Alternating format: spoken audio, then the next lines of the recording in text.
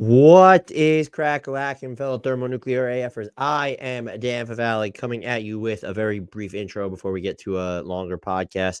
I'm putting out a conversation I had with Andrew Claudio of Knicks Film School where we actually bounced around the entire NBA. Didn't just talk about the Knicks. I went on their show. Go check them out, Knicks Film School. If you're not subscribed already, Apple, Spotify, YouTube, they are a machine. Andrew Claudio is one of the old OG homies for me in the industry. I remember meeting him, man, like, I don't know how many years ago at this point, and he was kind of just starting out. And now Knicks Film School, I don't think Knicks Film School, he was with them at the time, but now they're a behemoth. He's one of the two primary brainchilds behind that thing, and they do fantastic work. So go subscribe to Knicks Film School if you haven't already. I'm putting up this conversation in part because instead of a solo mailbag, which is normally what we kind of have for Mondays, because my voice is only just getting back to normal. I need to try and conserve it for just, future podcasts, because it was starting to sound pretty rough for a minute. Please remember, though, just the usual housekeeping note: subscribe, Spotify, Apple, YouTube, hit the sub button if you haven't already, like, comment on the videos. That's always nice to see. Follow us on the socials, join our Discord. The links in the podcast and YouTube description. And if you want to support us by buying merch, the links are in the podcast and YouTube description as well. And as always, thank everybody for all their support. Grant and I are genuinely appreciative of each and every one of you for all the support that you continue to show this show. And so I believe this is the week of Thanksgiving. So Grant and I will have a pod out Wednesday and Friday for you, sort of like an optimistic pod, since we just sort of did a concern for every NBA team. And I might have another podcast, a deeper dive on the Rockets, up for you all on Tuesday. And so that'll give you plenty of content to travel to, or just if you have some downtime this week, check it out. I think we'll end up having 4 full-length episodes up for you, which is, that's pretty sweet. If I'm a podcast listener and I see one of my podcasts that I enjoy listening to has 4 episodes out. So yes, let's get to this conversation with the homie Andrew Claudio, and just want to reiterate, hurry up and go subscribe to Knicks Film School if you have not already. I can't say enough about the work that they do over there. Joining me now here on the Knicks Film School pregame show, with the Knicks taking on the Charlotte Hornets again for the second time in 6 days. I'm not talking about the Hornets again. Much love to my friends at the Buzzbeat podcast, Richie Randle, and all of my friends down in Charlotte. If you want a full preview of the Hornets and their season and what's going on, just go back 6 days and check out the pregame pod that I did with them there. Instead, I want to talk about the league, and so let's talk about all things NBA with friend of the pod, returning guests, and one half of the HardwoodKnocks podcast, as well as, I don't know if he's a hero or a villain to Knicks fans, over at Bleacher Report, Mr. Dan Favale. Dan, welcome back. Oh, it's good to be back. Thank you so much for having me, Claudio. How are you doing? I'm good, and I'll take some people a little behind the scenes that this is your Game 5 in Utah game podcast, because I'm appreciative. Dan is a little under the weather today, and he still made time to talk Knicks and to talk about the NBA with me, so I always appreciate someone that goes that extra mile to come on this podcast. I want to talk about the league at large, and we'll save Knicks talks for the end. And just a very simple question to start. So 11 games, just about for every team. What's one early trend that surprised you in a good way? The Rockets being good. Yep. I know that they acquired some solid talent in Dillon Brooks, Fred VanVleet over the offseason, even Jeff Green. I just didn't trust that they would. Again, they're 9 games into the season, so these are all the caveats apply. But they have coalesced into this actual force, and I really respect what they did offensively. After the first game or two, it just became clear, oh no, things need to run through and for Alperen Şengün. They've made that switch, and they haven't looked back. I think Fred VanVleet, the efficiency inside the arc is still all over the place. The attention he commands just open things up for everybody. The connection he has with Alperen Şengün is already awesome. I think Şengün has probably been one of the 10 most entertaining players to watch this year. Not best players, but just entertaining, where it's, what is this guy going to do next? And part of that is because you don't fully understand it because he wasn't playing enough in seasons past. And even just there are some things that won't sustain. Opponents are shooting poorly from 3, really poorly, I believe. Dillon Brooks has not missed a 3 this season, apparently. But there's a real difference in the style they're playing, where Dillon Brooks is no longer taking these junky, janky, off the dribble jumpers. They, between Fred VanVleet and Dillon Brooks, Amen Thompson, even when he was healthy, getting Tyrese back, some of the minutes Jayshawn Tate has given you, even Jabari Smith Jr., there's been real like defensive cohesion there for them. Jeff Green has provided a steady presence off the bench. Jalen Green, rough beginning. He's really starting to level off though, and they've run some units, or I should frame it this way. When you watch them, they're more inclined to have Jalen Green run his independent units from Şengün than Fred VanVleet, where they've decided FEV is going to be tethered to Şengün, and we're going to let Jalen Green kind of be more independent in the reserve heavier units. A lot of those units are actually playing pretty well. And so they've been one of the most entertaining teams for me this year. And I will add, and you included this in your notes, the Timberwolves defense is for real, and it's just entirely unexpected. Even if you thought Rudy Gobert and Anthony Edwards and Jaden McDaniels were going to be this good, I've never seen Naz Reid defend better. He used to just be ultra switchable, and now he's like, oh, he's a backline stopper as well. And Karl-Anthony Towns, still very slow-footed, can still get caught, in nowheresville in space. He's been good defensively too. And so that's a team where they can kind of figure out their offense, get their 3-point volume up a little bit, accuracy up a little bit, and that comes down to Cat. They might be like the second or third best team in the West. They low-key just recreated the Jazz, right? Except Anthony Edwards is better than Donovan Mitchell, and Cat is bigger, and Cat's obviously better offensively than Bogey or whatever Torian Prince or whoever they used to have in Utah, right?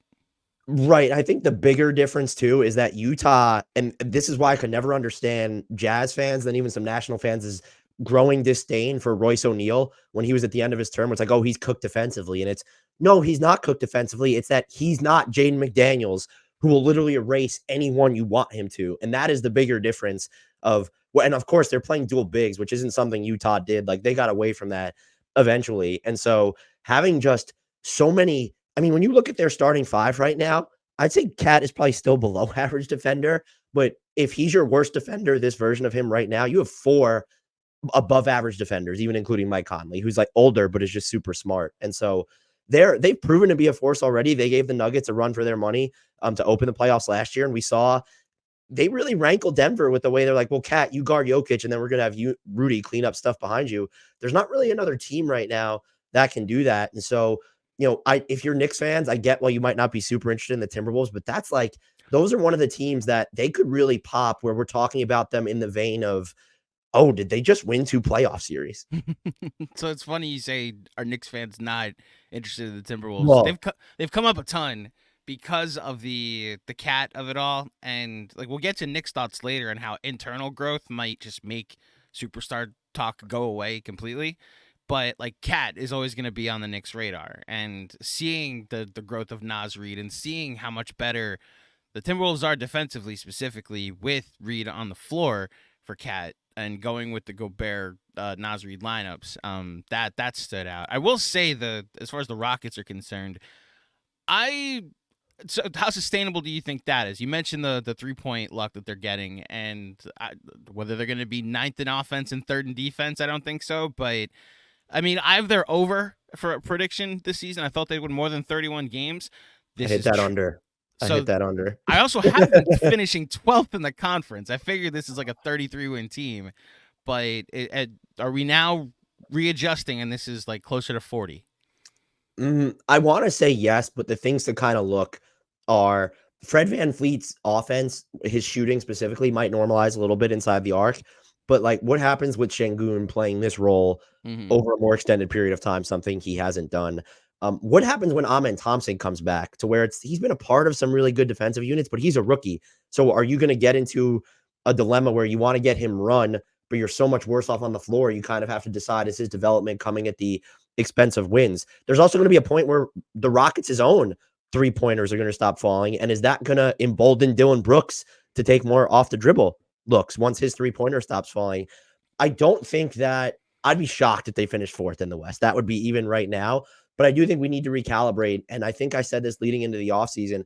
The only teams I was sure, or leading into the regular season, the only teams in the West I was positive were going to be worse than the Rockets were the Blazers. And I said maybe the Spurs. And now it's okay. Well, it's definitely the Blazers. It's definitely the Spurs. Now it's time to start talking about the Jazz and the Pelicans in that same conversation. And if you're, if you're not a believer in whatever the Clippers are doing, I understand. So you could throw them in there too.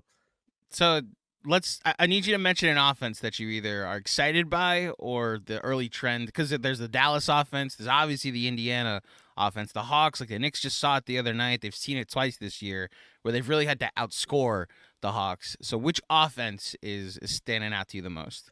I mean, the Rockets are still fun to watch on offense. I'll make it clear. The Pacers they are the best show on offense in basketball right now. The best way I can describe it is they are accessible to everyone who likes basketball. You will be entertained, but you cannot multitask when you watch them, because if you put your head down to tweet something or look at something, there's a chance that Tyrese Haliburton has just done something else. Where it's like they are going to run off makes, they're going to run off misses, they're going to run off steals, and all the different things Tyrese Haliburton is doing. I think Caitlin Cooper was talking about this a couple days ago. They even have him doing more off the ball. And so it's like, oh my God, you got to defend this guy off the ball now too, in addition to him kind of flicking up these off the dribble looks, these tough angled layups, the way he throws these lobs, these hit aheads. It's nonstop. And they are so uninhibited when it comes to some of the lineups they're running. And it's been a joy to see Obi Toppin, where it's transition, whatever, like he can do some stuff there. He's probably underachieved. You watch them in the half court, the dude is just never not moving. It's like, yeah. He's a pinball is what he's become. And it's so cool to see. And the Pacers have the ability to run their offense that way and open up the floor for him in a way that the Knicks did not. And he also doesn't have a two-time All-NBA power forward in front of him, which also helps. They're just fun. I don't know if they're going to be caps lock good, because the defensive issues are real. They like to play small. Teams will hunt Haliburton. And like, aside from Bruce Brown, and it depends on how much you play Andrew Nembhard, and of course you have Miles Turner there, it feels like they need a sturdier combo wing to really bring that all together. But it's watching the Pacers counts as cardio. Like, it's that exhilarating. I hate it because of the Knick Pacer rivalry that still exists to me, at least, and maybe this rejuvenates it. Listen, I have my rivalries that I hold on to. It came back last year when the Knicks played the Heat in the playoffs, and I got to relive some of the late 90s series. But, we'll see if we get like a 4-5, or, who knows where both of these teams end up in the future. I've been reluctant to jump on the Pacers, not bandwagon, but the show. Before the season, I had them 6th in my predictions. I had them finishing 6th, and you might have them higher than me then. So here's the problem though. The day before we released our predictions, I got spooked and was like, you know what? That's a young team, and I pushed them to 8th, and I switched them with Atlanta. And from what I've seen from Atlanta this year, and then what I've seen from the Pacers, like, if I'd stuck with that, I'd look so much smarter. Which, like, whatever that means. But I'm glad the offense is what I thought it would be. And like you said, it's a really fun League Pass team, which we'll talk about in a bit. And look, the Obi of it all, I hate when it becomes, especially when Randle was struggling in the beginning, and it was like, see, we could have had Obi. It's like, yeah, but we don't have Haliburton. So I don't know if it was ever going to matter. It's my take when the trade happened was like, he's going to look great there, and the Knicks will probably be fine, And I think that's what has happened. And I think it's really cool that he can look great there, and the Knicks are kind of fine without him. I think there should be a mutual appreciation for the situations where it's just like, but there's no world for mutual nuance. I think if you're going to be frustrated by anything, you could say that they maybe held on to Obi Toppin for too long. It would have been better for them just to make the decision to move him sooner because of the compensation they got back. But yes, but the only reason, like, he didn't show out enough in New York because the minutes just weren't there, because you have Julius Randle, who's a very good basketball player, in front of him. And so you also, based off what the Knicks were doing, kind of needed something different out of the players you were bringing off the bench than Obi Toppin. And so when there was a higher mystique around him, like, they probably should have been a little bit more, and this is tough because of knowing how Julius Randle played, but like, after his second year is probably when they should have been a little bit more open to like seeing how much better would the compensation have been in that moment. So 2 counterpoints. One, they tried to trade him for Donovan Mitchell. So it's not like they didn't try to trade him. They just, there's a difference between including him in a star package and then sending him to Indiana for seconds, though. You're right. But when did they finally send him to Indiana for 2 seconds? When they had Josh Hart. Once they finally had what they viewed as a suitable backup 4, they moved on and then delegated those minutes to DiVincenzo, which fits what Obi's role is, a corner 3-point shooter, But just here's the thing, though, is because when you found that in Josh Hart, that just proves that how different what you needed off the bench was than an Obi. And so like I don't think those two decisions needed to be tethered together. Where it was if you wanted to move Obi a little bit sooner, it didn't have to wait until you had the ideal backup 4 option.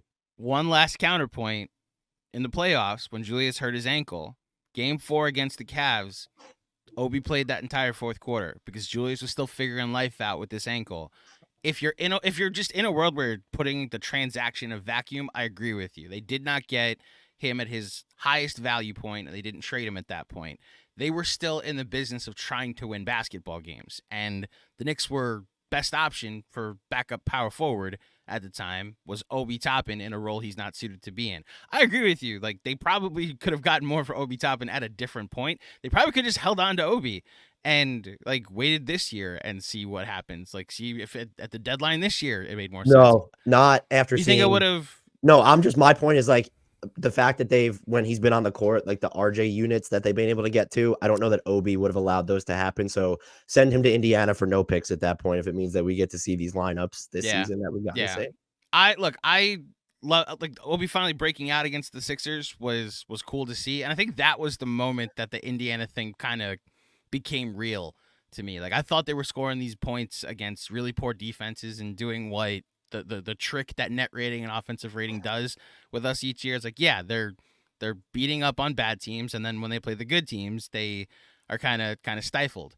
And you looked at what they did to Philly, and I was like, oh, okay, that's a little different. That's Joel Embiid. That's a decent enough defense, which is why I'm curious when they play a Minnesota or the Celtics, which they did play the Celtics without Haliburton and lost by 100,000. But like, I'm curious to see when they play the Knicks. I'm curious what they do when the rim is just unavailable. I do think just the space that they create, so the different angles at which you can go and attack even teams that are able to really protect or dissuade looks at the rim.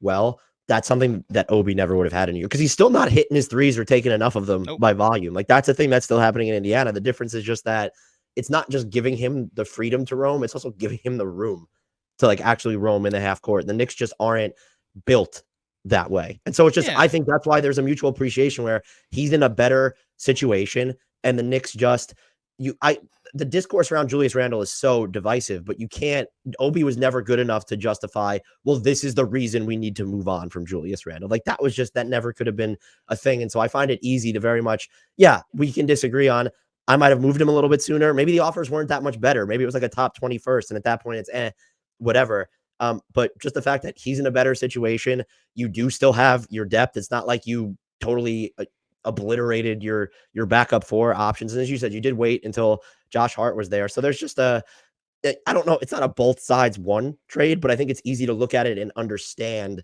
the process of events and just be happy that, okay, Obi has found his fit. I wonder if we went behind the scenes, which we'll never get to see because it's the Knicks.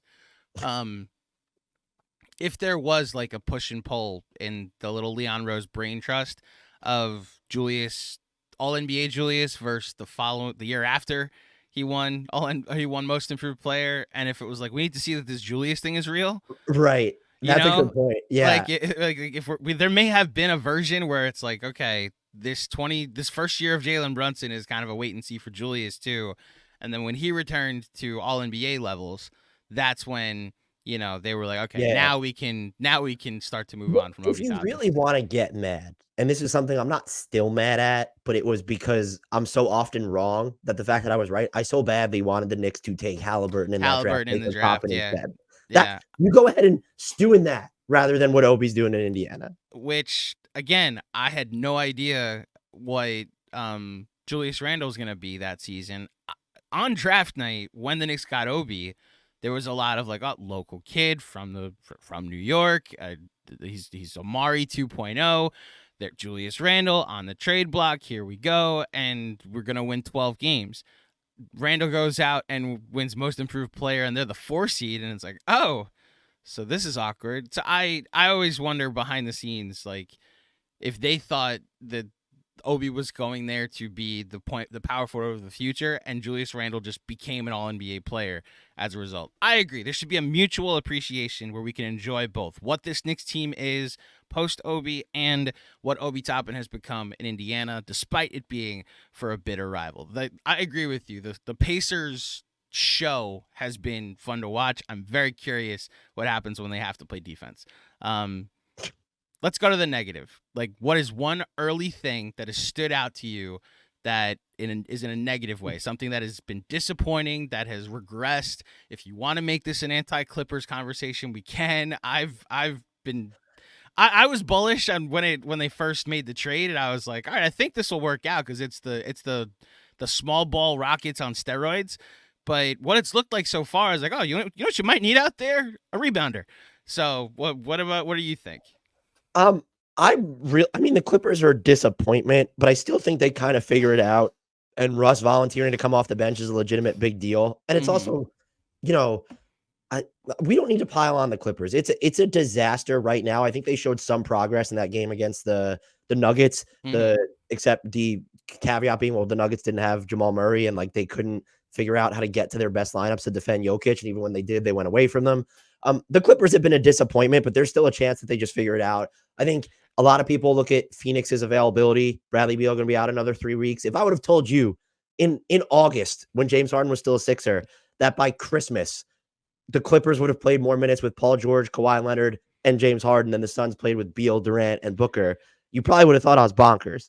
Kevin Durant went to Phoenix and they recreated the Nets. They're just never going to play their 3 best players together. And we're all going to be like, yeah, but if they play together, it'll look great. Yeah, when are they going to play together? It's the exact same situation. I'm still going to, so we were talking about this on our podcast that goes live on Saturday, that you need Devin Booker and Kevin Durant. That if Bradley Beal is injured, it's kind of okay. And I think they'll be fine. But like the Devin Booker absence, and now that he's back, now is when I'll start to evaluate them even without Beal more thoroughly.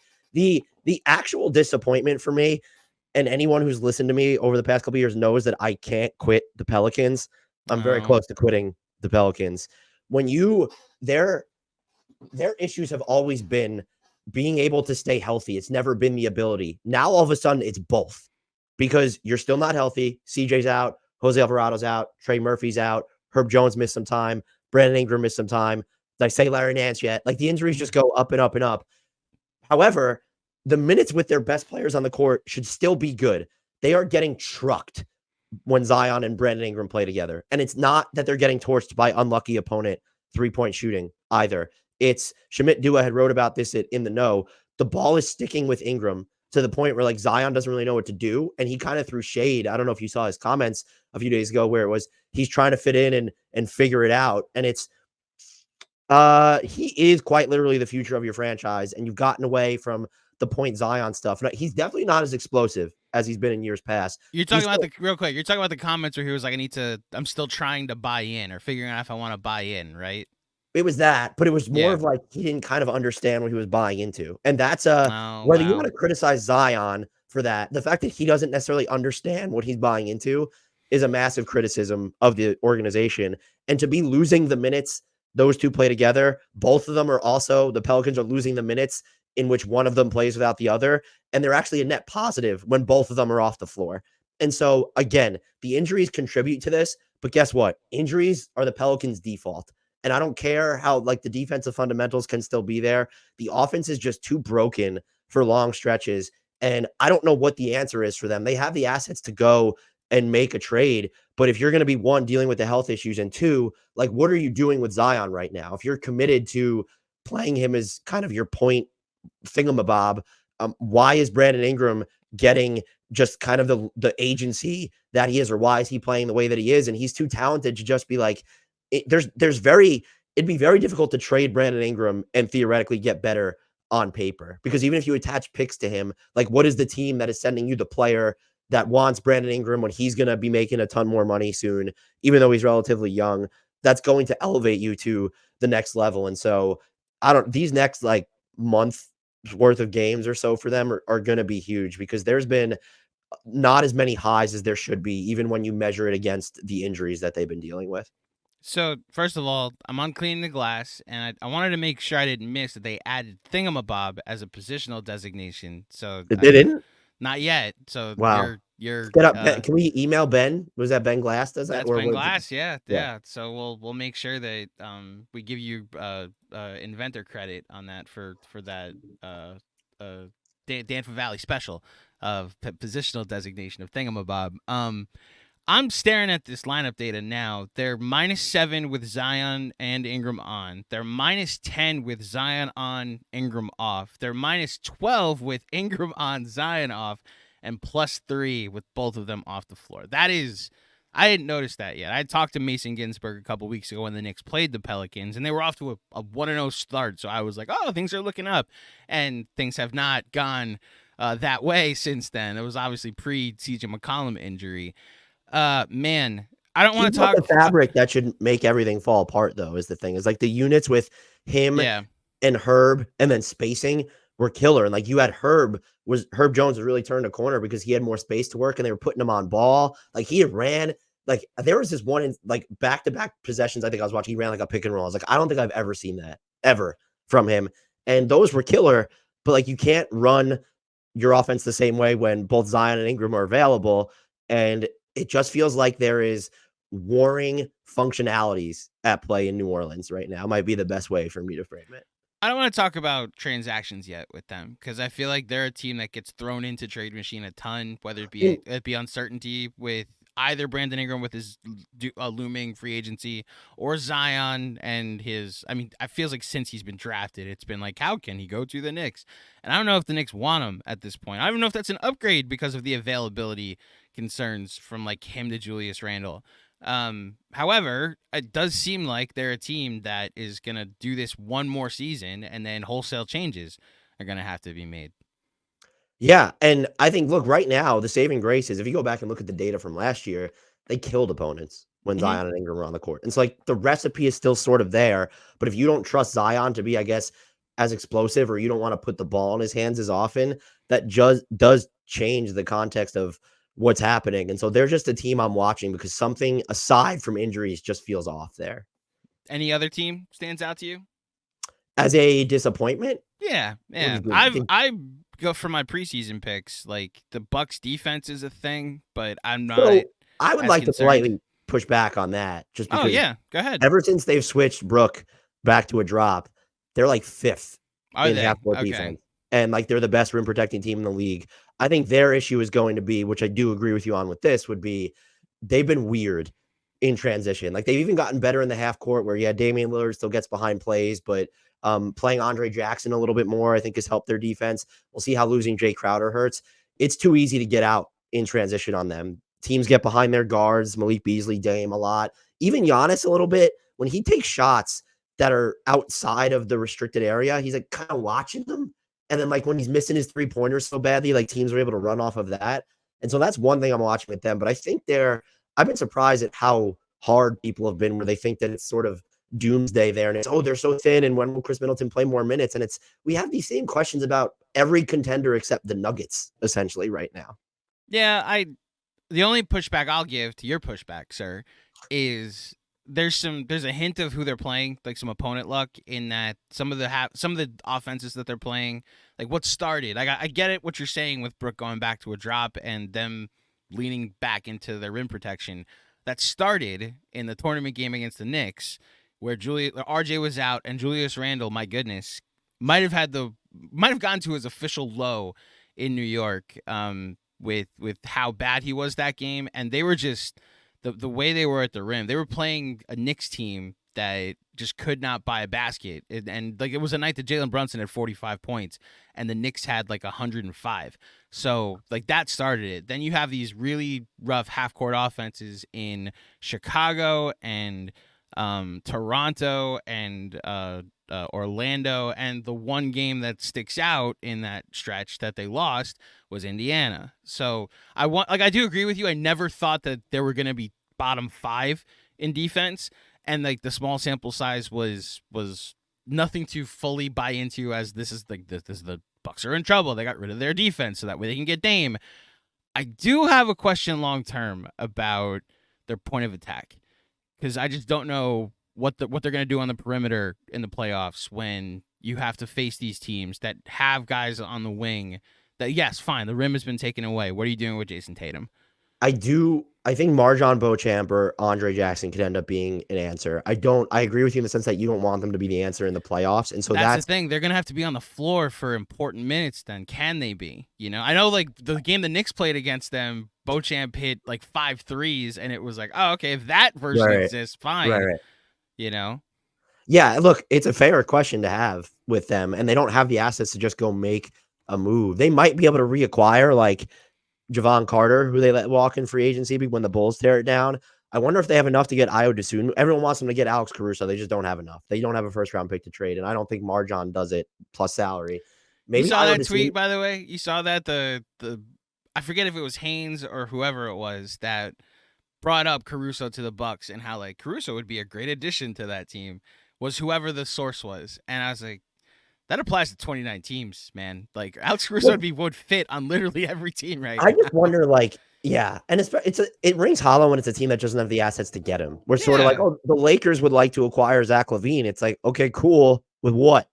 And they do have the salary and the clutch connection. I agree with you. The assets are not like, what you want. They don't want to trade Austin Reeves, and they can only give up one first-round pick. It's like, all right, what are we doing here? Really quickly, another sort of disappointment. And please. He's played a little bit better over the past couple games. Josh Giddey just has me uncomfortable right now. He did such a good job of kind of fitting into the larger picture of what Oklahoma City was doing last year. He's shooting about 20% on catch and shoot threes this year, about 33% on floaters. The Thunder have been more inclined to let J-Dub wing Jalen Williams run units without Shea and Giddey than to let Giddey run units without Shea and J-Dub, which I think is just weird. Giddey's 2-point percentage is falling off a cliff without Shea. And so the fact that defenses are able to ignore him to the extent that he literally needs the gravity of both Shea and Holmgren on the court at the same time to be kind of a scoring threat is just something I'm monitoring. And it's not, look, I don't mean to make this transactions, but like he's gonna be extension eligible this summer. And so it's a very real, with Case and Wallace there playing well as a rookie, it's a very real thing that they kind of have to like monitor and look at. And the other thing I will be watching, I know that opponents have burned them from 3 and the sample size isn't huge because of all the time, but the Cleveland starting 5 has a very, like, they've been bad defensively. And Jared Allen hasn't looked the same at points. Again, a lot of it's opponent 3-point shooting. And also Darius Garland's off to a slow shooting start himself. I think that normalizes. He's at like 27% on wide open threes or whatever it is. That is just something I'm watching because Cavs fans don't like to talk about this. And I get it because it's the lazy, we're not going too in depth here, but the dual big stuff matters offensively for Evan Mobley. They want him to do a lot of stuff in the center of the floor that's not available when Jared Allen's on the court. And so like if that defense isn't elite, caps lock, bold text, italics elite, when those two are like in that starting 5, it's something just to question. I think that one is more likely to normalize than my Josh Giddey concern though. Well, so I wonder with the Cleveland thing. So the Knicks, when they played this weird back-to-back 5 games into the season against the Cavs didn't have Allen for either one, and they only had LeVert for one of them. And it was like you're playing a beat-up Cavs team. It's funny, because of what happened in the playoffs last year, Evan Mobley went into that back-to-back thinking, oh, we owe them some payback, and then Mitchell Robinson just kind of picked up where he left off. And it was unfortunate for Mobley, who I have high projections for, that you still looked like you were not able to physically match up against this new version of Mitchell Robinson that's just like Dennis Rodman plus Tim Duncan when it comes to the rebounds. Looking at their lineup data, what I wish I would have gotten a chance to talk to Justin about from the chase down is like they made the switch from Okoro to Max Strus in the starting 5. And the drop-off in defense to have a respectable shooter there, I mean, their offense has gone up, but their defense is really what carried them last year. This team was 2nd in net rating last year. And I wonder if that concession is a little bit more drastic. Now, like you said, the transactional stuff and the Mitchell thing hovering over this, I wonder how much anxiety that's adding. But man, the early sample size of the Cavs, and like I had them finishing 3rd in the conference. Philly might change that, and I'm waiting for the bump to eventually show up for them. Now, maybe they get healthy and that changes everything, but like at what point should the panic meter start with the Cavs? I can't. If they probably deserve another month at least, just because of how small the sample size is when everyone's available. And like, look, that lineup that I was talking about, they're still winning those minutes. It's just that the defense is not as. Which lineup are you talking about? There isn't the Strus lineup was a net plus on the season. I thought when I Nah, and looked at it. minus 2.2 at the All right, moment. so maybe The that's Garland small, but Mitchell, but like that's how small the sample size. It's 125 possessions. yeah, and so I would expect that. I would expect them to be fine. But it's still something that's like, oh, okay, well, this is sort of weird. And if one of these things don't turn where it's, oh, does Darius Garland start shooting better? Does the dual big minutes get better defensively? Like, are opponents still going to be hitting threes at a pretty high clip? Like, if one of those things just don't start to sort of shift, then it's, oh, okay, what's happening? Because they've had a lot of Levert's been good. Isaac Okoro's been good. Sometimes there's too much Donovan Mitchell, but he's been good. And also their offense is like it's faster than last season, which makes them more dangerous. So I look at those, I'm kind of clinging to those bright spots. And even some of the Mobley without Allen units, not maybe the ones that they were rolling out when Allen wasn't starting, but it feels like there's a pathway to them to kill some of the opposing teams when you're going to run those Mobley plus like bench and one or two starter lineups that don't have Allen. Well, speaking of offenses that look faster this year, I don't know if you agree, but this Knicks offense has looked a hint better. There's not as much. There's still the same amount of isolation. There's a hint more ball movement, especially with RJ on the floor. This is where I want to get your thoughts on the basketball team that I cover full time and the basketball team of your childhood, Dan, that you once had an affection for, before you started calling for them to fire the head coach in your day job. Wondering how long it's going to take for that to come up. Listen, it's going to come up every single time we talk, Dan. Your thoughts on the Knicks in this early start? What are you buying? What are you waiting to see if you want to buy in, whether it be Mitch on the offensive boards or this revelation of RJ Barrett, or even like the disappointing ones with Jalen Brunson like taking a step back from unreal from 2-point range to just kind of average from 2-point range, or this back and forth Julius season that we've had. Yeah, so the things I'll be buying with them, I'm bought in to the defense for the most part. The stuff that Mitchell Robinson is doing is absolutely incredible. And I know, like, when you dig into some of the individual rim numbers, the data is wonky and it just doesn't match anything that you're seeing because he's covering so much ground from the outside in for the Knicks simultaneously.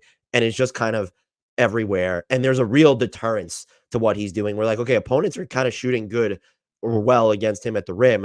But a lot of that stuff can happen when it's like, oh, they're coming in from the corners and the Knicks were a little bit late on their rotations. The looks that he is just erasing before they ever happen is mind-blowing to me. You mentioned the stuff he's doing on the offensive glass. It feels like this is anecdotal. It feels like he's just getting to more 50-50 balls than I've ever seen in my entire life. And the ability for him to just sort of recover and get to the basket on the offensive end after a shot goes up, it helps your defense because if he's getting the offensive rebound and he's either going back up with it and scoring or he's passing it to someone who hits a wide open jumper or is cutting, it allows you to get your defense set. And I feel like that's an element that we kind of undersell is like him being on the offensive glass increases your efficiency on the offensive end, which then allows you to get your defense set, which should improve the state of your defense. I haven't gone through my all defensive teams, but he's probably been one of the 10 best defenders in basketball so far. I agree. It's tough because of the Embiid and it's positional and the Embiid Gobert hold and then obviously Brook Lopez hold that exists.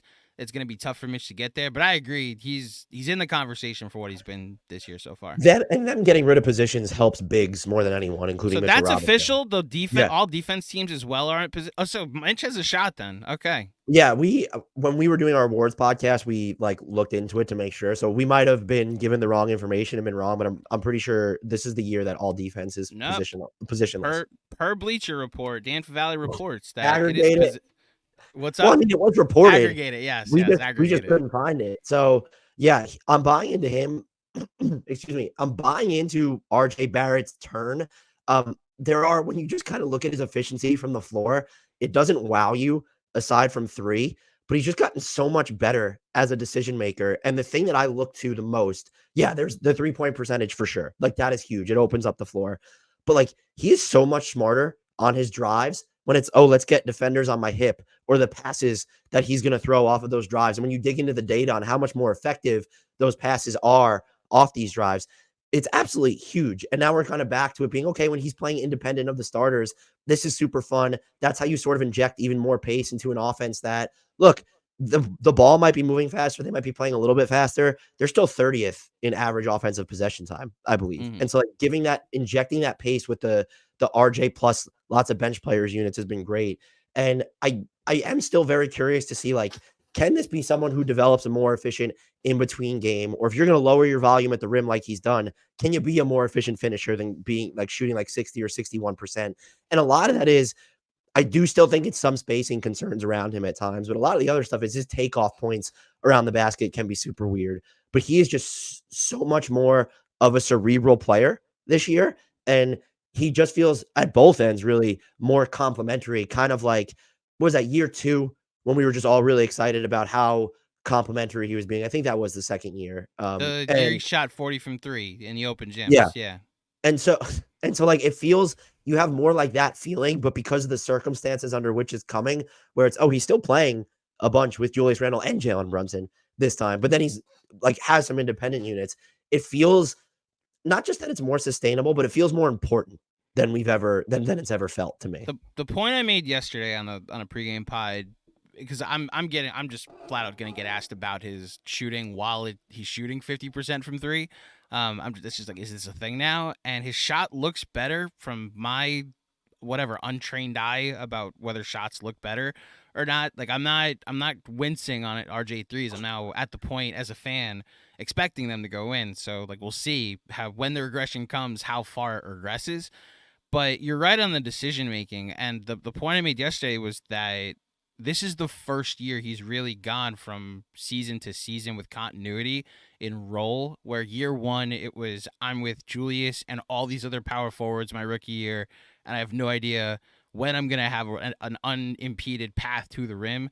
Year 2, he was just a corner 3-point shooter, and they ran the offense through Julius and Derrick Rose and other people, and like he got his cuts and his drives to the rim.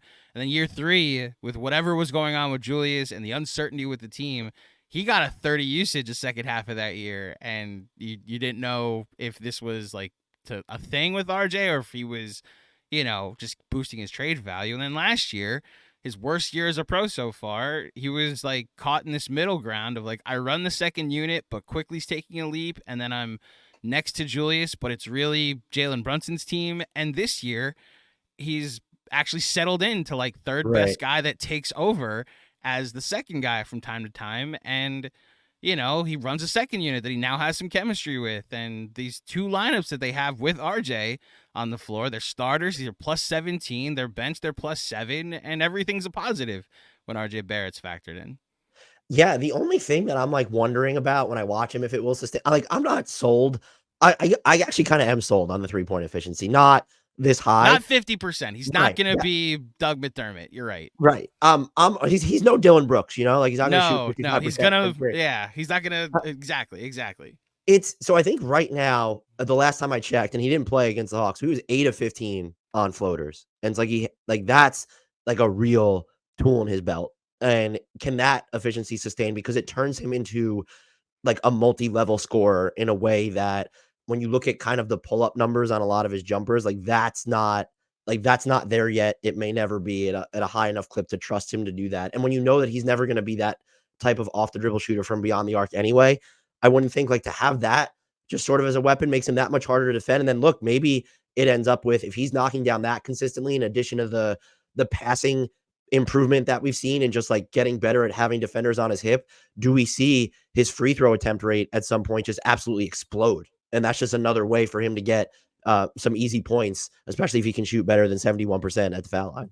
Yeah, I think as far as the other stuff that I mentioned about the Knicks, I think you kind of mentioned the Julius of it all. That I'm glad you are on the record on this pod saying like Julius Randle is a good basketball player. That's what we should evaluate him as. There are questions come playoffs that he's going to eventually have to answer, but like you win a lot of regular season games with a guy as your first or second option or high usage option. That probably means you're a good basketball player. Yeah, for sure. And I think, look, it was kind of at the start of the season. It felt like there were moments where his process was a lot better. Then he would completely get away from it. Now it feels like over the past 2 or 3 games or whatever that he's gotten a little bit better. I did not see their most recent game against the Hawks, but like the previous two, it just felt like, so even when the shots weren't going in, like this wasn't someone who was hijacking the offense or taking these inexplicable shots. And like when he is making smart decisions as a passer, where he's reacting to the double teams or even beating them sometimes with his playmaking, that's a fully optimized version of the Knicks, even when he's not super efficient on the offensive end. I think, if you want to be concerned about anything, it's his 3-point volume last year was so important to what they were doing. And so I'm seeing right now, he went 3 of 5 against the Hawks. That's great. It's almost more important to me that he took 8 3-pointers against the Celtics, because it's like that volume helps open up the floor. And the Knicks do need that as part of their half-court offense, in part because, and I'm assuming we're going to talk about him in a second, of the struggles that Jalen Brunson is facing right now, where there are times where he has not looked the same when he's getting inside the arc, but I will blame basically everyone else other than Jalen Brunson for like the difficulty of some of the looks he's need to take, where the biggest difference is he's not hitting some of the ridiculously tough shots he was last year. He is shooting 36% on contested and heavily contested twos. He was shooting like 47, 48% on those. What is he at the rim? Do you have it near you? What is he at the rim? Because that was the thing that stood out in the Hawks game most recently, that he just, like, it wasn't even rim protection, like that Clint Capella was deterring shots, or whoever was guarding him was making the shots difficult. He just was missing bunnies at the rim that he, like you said, was making last season. Yeah, I mean, as of right now, he's shooting 47% at the rim. 15 right, of so there's 32. that regression that I think a lot of Knicks fans are waiting for. That it also feels like shots start to fall. I'm saying he feels like, if I have the numbers in front of me, why don't I just toggle to the window that can confirm it? Yeah, and look, I was about to say, it feels like he's getting to the rim a lot less. He's getting to the rim a lot. Like 21% of his shots came at the rim last year. That's not a lot to begin with. Down to 16 this year. I do think a lot of that, though, has to do with the way that defenses are able to guard the Knicks, and Barrett playing the way that he has, and Julius Randle hiking up some of the volume or the passing. I think that can improve it. And the fact that Jalen Brunson has still been, like, some of the threes he's hitting this year, like, those are really tough looks. And he's almost, I wonder if that's why he's not getting to the basket as much. He's like, these shots aren't going in. I have to work so hard from here. I'm going to fire this one up off the dribble. That's something I'm watching, where I would just bank on Jalen Brunson is going to be a more efficient basketball player by year's end inside the arc. But it is, this late into the season, it's kind of like, all right, I'm a little bit uneasy, because the Knicks are, the best version of the Knicks is going to include one or both of Julius Randle and Jalen Brunson being a ridiculous shot maker inside the arc. Yeah. And I think the 2-point regression to the mean is coming. I think he just set a ridiculous standard for himself last year that we're coming to expect not too much of him, but like like any concerns we have are like, oh no, he's averaging, this inside the arc this early in the season. I do think they've made an effort to play him off ball more, which, with RJ being what he is so far this year and looking to pass on his drives more and hit the weak side open 3-point shooter, that's been Jalen Brunson a lot of times. And that's where, like, this play in the most recent game for the Knicks, that Mitchell Robinson makes this huge offensive rebound, and it's a catch and shoot for Jalen Brunson. Later on in the fourth quarter, it's another catch and shoot in the corner for Jalen Brunson, where he's playing off ball rather than him having to depend on pull-up threes like he did last year so much. Yeah, I mean, and that's the fact that he's fully, there were questions about whether he could do stuff like that earlier on in Dallas, to where, do you trust him to hit 45.5% of his catch and shoot threes all season? I'd probably bet on that number pulling back a little bit. He's a viable threat as like in that type of role. So viable threat, and it allows you to play quickly. Like, then quickly can run the offense and be a primary ball handler, and you have a 45% 3-point shooter off the ball. So, I'm very happy with where, like, the only thing that's frustrated me so far in Knicks land is availability. Like, RJ, get well soon. Like, shout out to, let's pump in full of some fluids. Yeah, exactly. Whatever it takes to get this migraine gone. The 4 games RJ has missed. Water and bear. That's what I'm recommending. Water and bear? Oh, bear. Okay. I heard bear, like a bear, like the animal. Wait. So maybe that's what'll fix it. Yeah.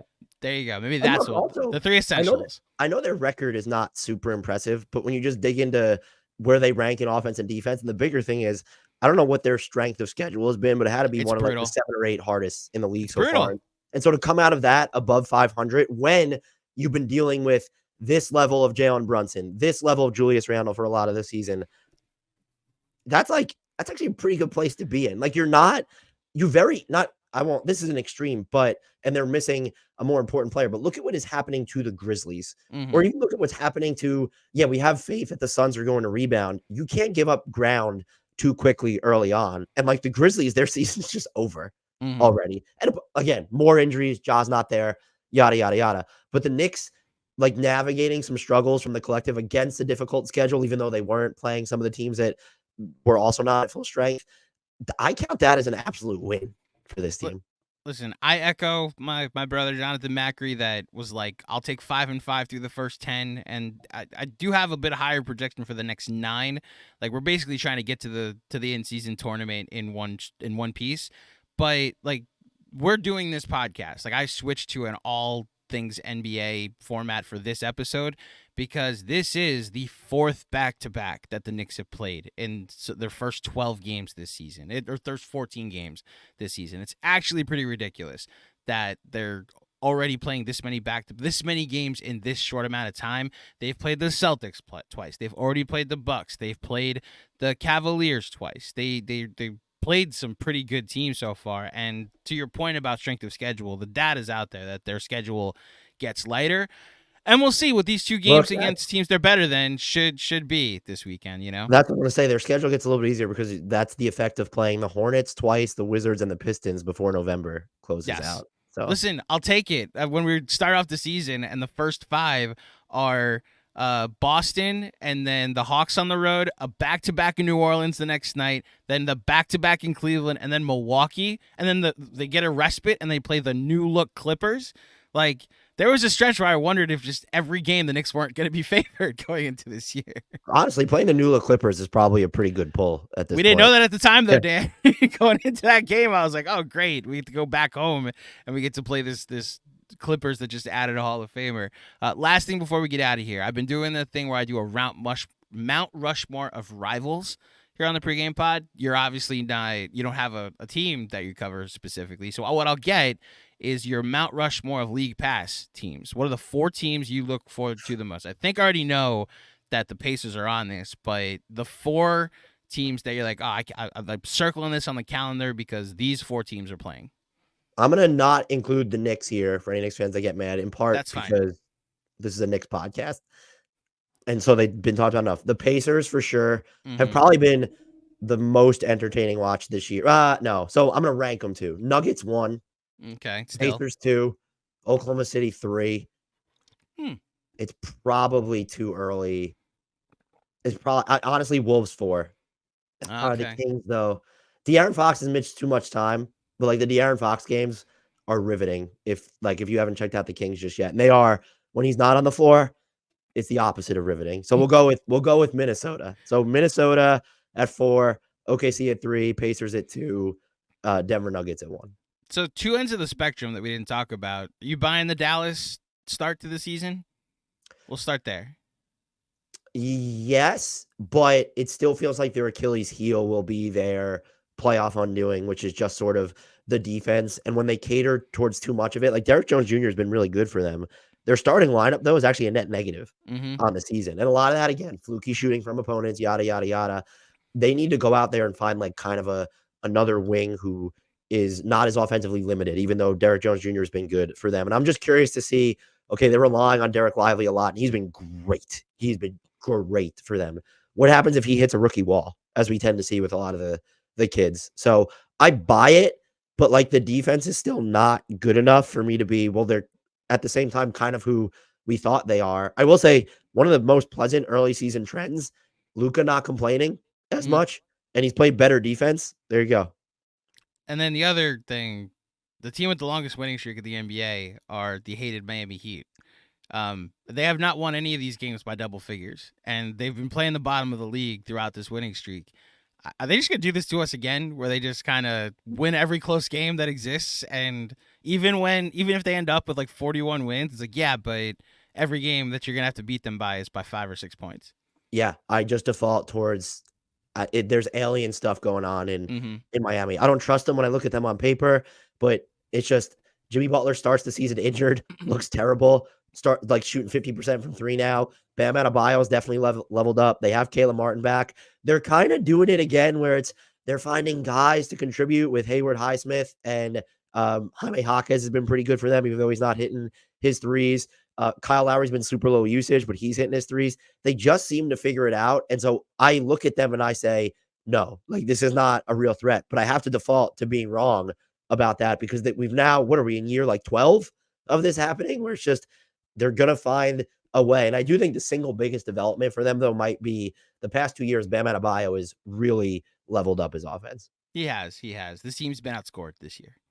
Well, not like point differential totally, but in per 100 possessions, they're 18th in net rating, and it's a minus. And they're just winning games. They won 7 in a row. And I don't none of them them by double figures. Their lineup data, but like Tyler Hero's been out right now. Caleb Martin has played in 2 games, so they probably haven't had their best 4-man lineup ever, 5-man lineup, ever on the court this season. So and you look, and it's like, what were they at one point, 1-4 or something? And then you look up, and they're like, oh, it's 8 in a row later. They've just won game. So I've given up on trying to understand or explain Miami. Look, Knicks fans don't want to hear it because there's a need and a desire to dismiss them. And I was ready to dance on the grave at 1-4, but I was like, I'm still going to be terrified when they're a 35-win 10 seed. And it's like, yeah, I still would probably pick them to win the East, but now they're at least going to be in the it seems like in the conversation, yet it's still going to be the same conversation of, yeah, they're like a 7 or 8 seed. I probably pick them to win every playoff game that they play. I still, push comes to shove, will probably marry the idea. Like they need a pretty significant acquisition to change, to like really be like, okay, they come out of the East and they're just going to get trucked by Denver again is what's going to happen. So I will die on that hill. And I also, I picked Milwaukee to come out of the East, but as someone who doubted the Celtics more so before the Drew Holiday trade, after the Drew Holiday trade, I was like, they scare the shit out of me. And it's just, even watching the Knicks try to defend them sometimes stresses me out as someone who tries to just be this like heartless observer. And I'll watch it and it's not just the Knicks. It's like, it stresses me. Their offense isn't even like special at a lot of points because the ball movement isn't there and they don't have the same type of playmaking, but they stretch you to the point of absolutely breaking you. And Kristaps Porzingis is a much smarter player than he was 2 or 3 years ago. And it's, if they're healthy, which is the caveat for every team, but you look at kind of the top of this roster, man, was I wrong about the Celtics. The craziest thing about the Celtics for me, and like the Knicks have played them twice, so they've gotten 2 looks at this. One of them was without RJ, so you take it with a grain of salt. But my goodness, they have so many things that you have to take into account when you're defending them. And even like they started pressing in the 3rd quarter of the game the Knicks played on Monday. And the Knicks were getting into their offense with like 12 seconds on the shot clock, and it just led to these inefficient shots in the 3rd quarter. And while you're a Knicks fan, you're like, why can't you be better? It's like, actually, just look across the aisle. Like, the other team is pressing 11 games into the season, and they can because this is how many weapons that they have. And you try to shut one thing down, like, oh, Jalen Brown's having an off night. Tatum's having an off night. Kristaps is missing. Oh, but there's Sam Hauser hitting like 6 threes, and you're kind of screwed. And look, there's 83-year-old Al Horford holding up in space again. And my biggest compliment to their offense, though, is that Mitchell Robinson needs to do peak Anthony Davis against the Warriors things to salvage a lot of defensive possessions because of just how, again, the word is just how far out the Celtics stretch you. And the fact that we saw him do them on some possessions is pretty big deal, but their offense and the way it's spaced induces anxiety for me as a bystander. Yeah. Someone said it in the post game the other night, like Mitchell Robinson is dominating every team in the NBA except one. Like against 28 other teams in the NBA, he's been a dominant force. But when he plays the Celtics, that's just like the one team that you wonder, can he stay on the court? And it's because he needs to do so much. And honestly, what is the alternative? Like, because he has to stay on the court, because what are you going to in that moment? You don't, like, we know the Knicks are not going to go centerless. Like, they're not. No. And Isaiah Hartenstein, okay, like, he's not going to be much different for you. Like, Mitchell Robinson is better than Isaiah Hartenstein. Hot take. Mitchell Robinson's better on defense than Isaiah Hartenstein. So, again, their offense is, and it all comes down to the floor balance, because when you watch it, it's absurd shot making and just spacing and like smart, like kind of like the way Al Horford and Kristaps Porzingis know how to work off the ball and, kind of like toggle and flip their screens. I was wrong. I mean, I'm wrong, I'm wrong all the time, but I was pretty damn wrong about the Celtics. I think my biggest early season conclusion is that if the Celtics are healthy, I think they're winning the title. That it's the most unstoppable thing I've seen this year is that starting five.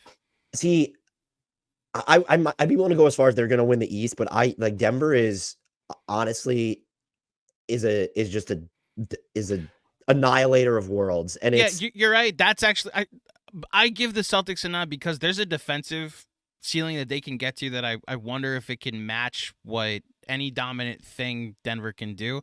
I should give the champs more credit than that. I think we're getting a Celtics in the finals against Denver, but that'd be a good test of Denver's defense has been really good this year, and a huge part of that has been Michael Porter Jr. I mean, Jokic has been better too, but Michael Porter Jr. has improved a lot as a rebounder and defender. So I would love just matchup. It doesn't have to be if the Celtics and the Nuggets are fully healthy. I hope that when they face each other this year, that they go full bore in the regular season, because I do think those are pretty clearly the two best teams in the league. And there's a chance Milwaukee could sneak in there if they're healthy enough. But they feel, you mentioned your concerns about their defense. Then Dame's been all over the place with his shooting too so far. And look, that could change. And maybe in a small sample, every answer for everything that the Bucks could potentially do, the Celtics have an answer for. Yes. And I don't know if the Bucks are able to respond with okay, well, we can respond and answer with this.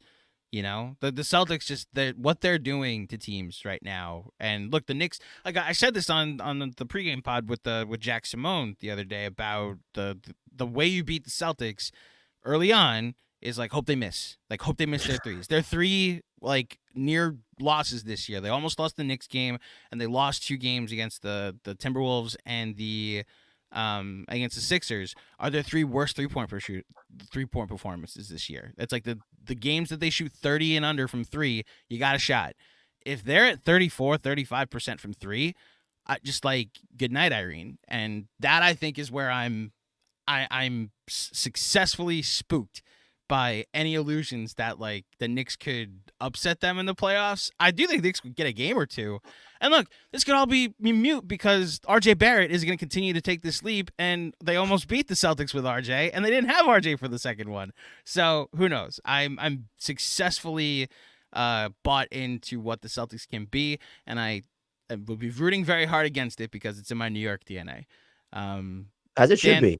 As it should be, exactly. Dan, as always, thank you for joining me. We went a little longer than I said we would, and I know you got to run. But before you go, tell the fine folks at home where they can find you and Hardwood Knocks, specifically on the socials where you do, in my opinion, some of your best work.